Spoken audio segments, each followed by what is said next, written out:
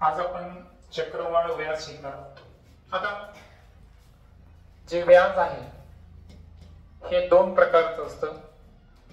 एक आहे सरळ व्याज, ज्याला इंग्रजीमध्ये सिंपल इंटरेस्ट म्हणतात, आणि दुसरा आहे चक्रवाढ व्याज, ज्याला इंग्रजीमध्ये कंपाऊंड इंटरेस्ट म्हणतात।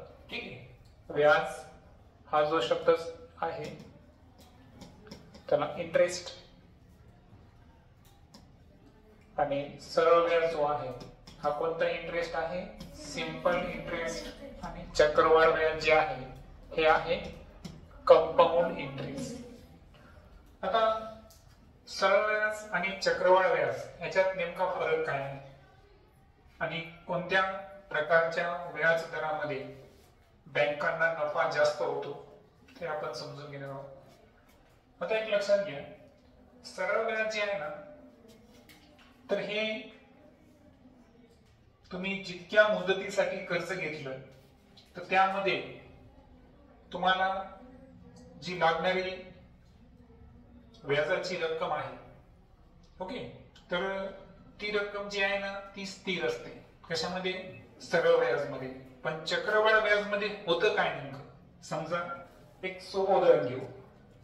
समजा मी सरळ व्याज जे आहे तर या पद्धतीनं 10,000 रुपये काय घेतलं मी बँकेकडून? कर्ज घेतलं। ठीक आहे, कर्ज असल्यामुळं ही काय आहे?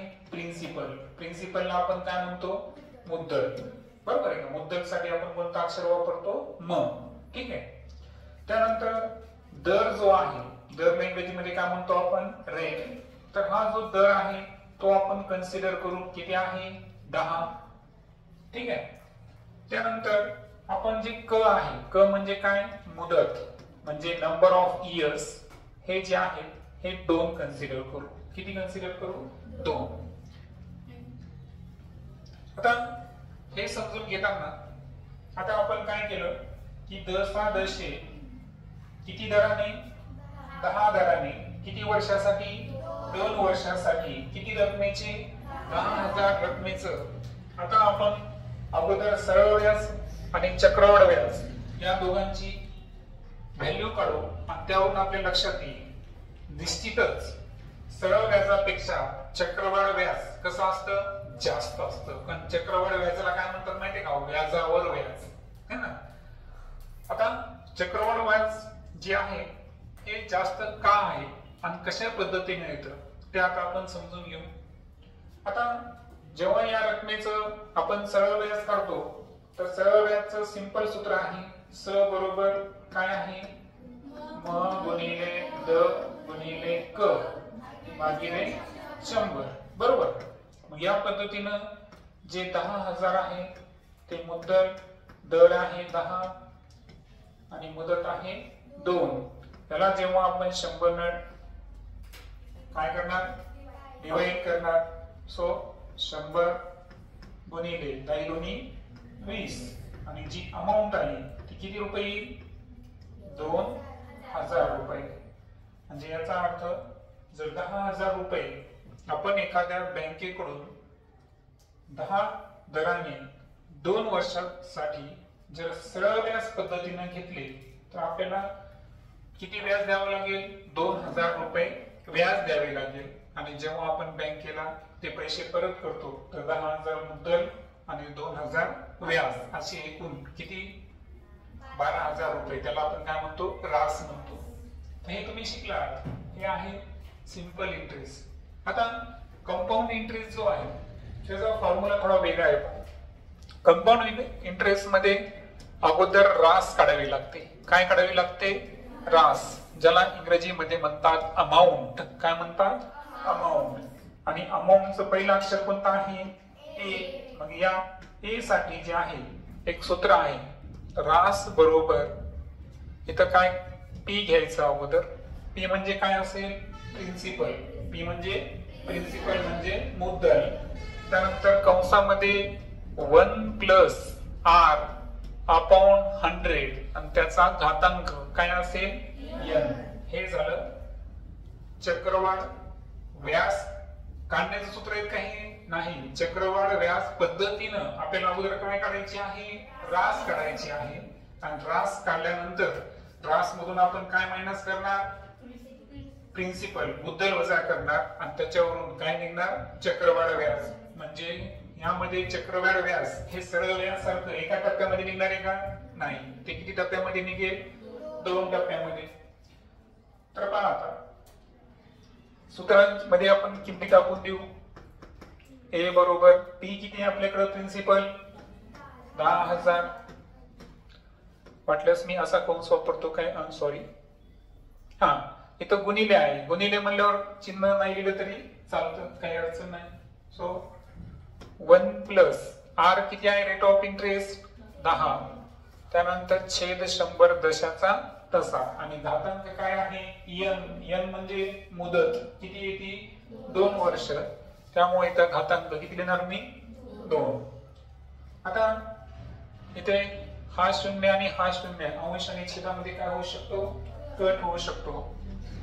त्यानंतर 10,000 आपण ऍज इट इज घेऊ, 10 एक 10, 10 मध्ये 1 मिळवा, किती झाले 11/10. म्हणजे आपण काय केलं बरं, इथं छेद समान करून घेतला. मग छेद समान करून घेतल्यानंतर 10,000 आपण लिहिल्यानंतर आता मात्र गुणाकार वापरायचं हरकत नाही, आणि इथं आपण वर्ग करून घ्यायचा. 11चा वर्ग 121 आणि 10चा वर्ग 100. मग इथले 2 आणि इथले 2 शून्य आपण जर कॅन्सल केले तर 121 ला 100 न गुणायचं आपल्याला. आता गुणाकाराचा एक नियम लक्षात ठेवा, 121 ला 100 गुणायला ना तुम्ही 1 नेच गुणा आणि 2 शून्य ऍज इट इज लिहून टाकायचे. सो किती येईल ते 12,100. हे काय आलं, रास आली, व्याज आलं का नाही. आता या केस मध्ये आपल्याला काय काढायचं आहे, कंपाऊंड इंटरेस्ट. कंपाऊंड इंटरेस्ट साठी मी काय लिहितो, CI. हे जर काढायचं असेल तर रास मधून काय वजा करा म्हणलो मी तुम्हाला, प्रिन्सिपल वजा करा. रास किती आली होती 12,100 वजा मुद्दल किती आहे 10,000, आणि सबस्ट्रॅक्शन जर केलं तर आन्सर किती येईल 2,100. आता इथे जर पाहिलं आपण तर सरळ व्याज या पद्धतीने जर कर्ज घेतलं असतं तर 2 वर्षामध्ये किती व्याज गेलं असतं 2,000. आणि ज्यामध्ये आपण चक्रवाढ व्याजानं काय घेतलं, व्याज जेव्हा भरलं ते किती आलं 2,100. आता हे काल हा डिफरन्स किती झाला 100 रुपयाचा आला. यावरून तुमच्या लक्षात आलं की चक्रवाढ व्याज हे सरळ व्याजापेक्षा कसं आहे, थोडस महाग आहे. मग ऍक्च्युअल होतं काय, ऍक्च्युअल चक्रवाढ व्याज मध्ये होतं काय, तर ते आपण समजून घेऊ. आपल्याकडे सांगा प्रिन्सिपल किती होती 10,000 रुपये. त्यानंतर जे रेट ऑफ इंटरेस्ट आहे तो किती होता 10, आणि नंबर ऑफ इयर्स मुदत किती होतं 2 वर्ष. आता इथे आपण थोडस चेंज करू. चेंज काय करू माहितीये का, आता फॉर फर्स्ट इयर म्हणजे पहिल्या वर्षी नेमकं काय होतं चक्रवाढ व्याजामध्ये, पहिल्या वर्षी नेमकं काय होतं ते आपण समजून घेऊ. तर आता पहिल्या वर्षीसाठी आपण प्रिन्सिपल किती घेणार 10,000. किती घेणार 10,000. रेट ऑफ इंटरेस्ट किती घेणार 10, आणि पहिल्या वर्षासाठी नंबर ऑफ इयर्स किती आला आपल्याकडे 1 आला. इथे लक्षात किती आला 1च घेतला का, पहिल्या वर्षी पहिलं वर्ष आहे त्यासाठी आपण 1 वर्षासाठी किती घेतलं 1. सूत्र आहे आपलं A बरोबर P इन ब्रॅकेट घातांक n. आता यामध्ये आपण 10,000 जर ऍड केले सो 1 प्लस 10 अपॉन 100, आणि याचा घातांक किती आला 1. मग आता हे 0 आपण जर कट केले किती रक्कम घेतली आपण 10,000.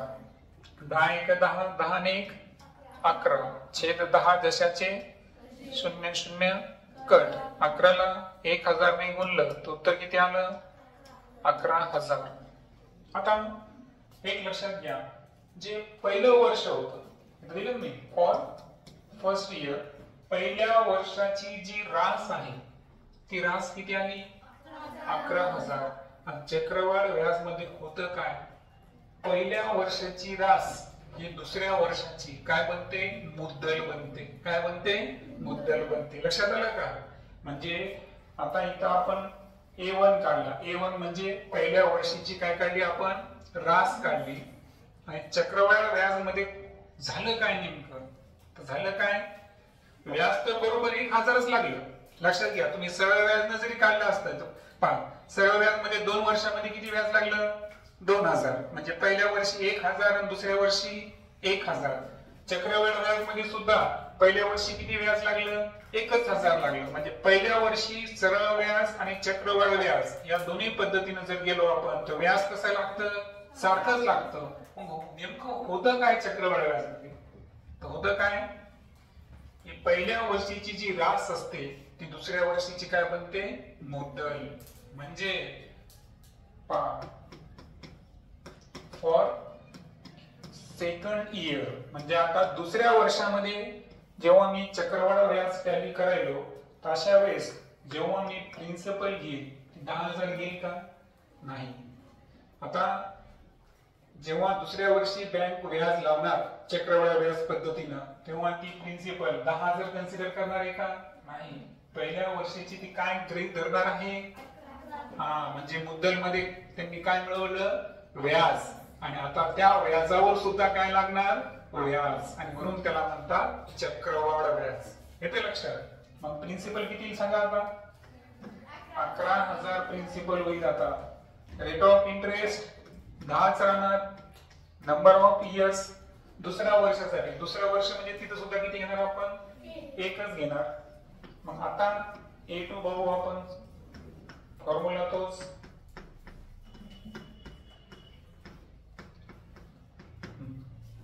आता 11,000 रुपये गुणिले, आता तुम्हाला माहिती ही स्टेप किती वेळ जरी केली आपण किंवा आपल्यास करून घेऊ. 1 + 10/100 चा घातांक किती घेणार आपण इथं? 1च. पुन्हा 11,000 गुणिले किती येणार?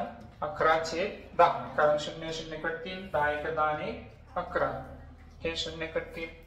आता पहा इथे एक सिंपल ट्रिक लक्षात ठेवायची. 0 किती आहेत? 2. ते जशाचे तसे. आणि 11 गुणिले 11 म्हणजे 11चा वर्ग किती येईल? 121. लक्षात आलं का? पहिल्या वर्षी किती व्याज लागलं होतं? 1,000. पण दुसऱ्या वर्षी व्याज किती लागलं? 1,100 रुपये. किती लागलं? 1,100. कारण दुसऱ्या वर्षीची जी मुद्दल आहे ती 11,000 होती. 12,100 मधून तुम्ही 11,000 वजा करा. म्हणजे दुसऱ्या वर्षी व्याज आपल्याला पहिल्या वर्षीपेक्षा कसं लागलं? जास्त. पहिल्या वर्षी किती व्याज लागलं होतं? 1,000. दुसऱ्या वर्षी 1,100. आणि इथं हा 100 रुपयाचा फरक पडला. मग हा 100 रुपये फरक पडण्याचं मागचं कारण जर पाहिलं आपण तर जी पहिल्या वर्षीची बँकेची रास असते ती दुसऱ्या वर्षीची काय बनते? मुद्दल बनते. पहिली जी सुरुवातीची मुद्दल होती ती आता बँक ग्राह्य धरणार आहे का? नाही. बँक काय धरणार की पहिल्या वर्षीची तुमची रास काय होती त्या रासला ती दुसऱ्या वर्षीची काय कन्सिडर करणार आहे? मुद्दल कन्सिडर करणार. आणि म्हणून व्याजाची रक्कम इथं दरवर्षी काय होत जाणार? वाढत जाणार. तशा पद्धतीचं हे चक्रवाढ व्याज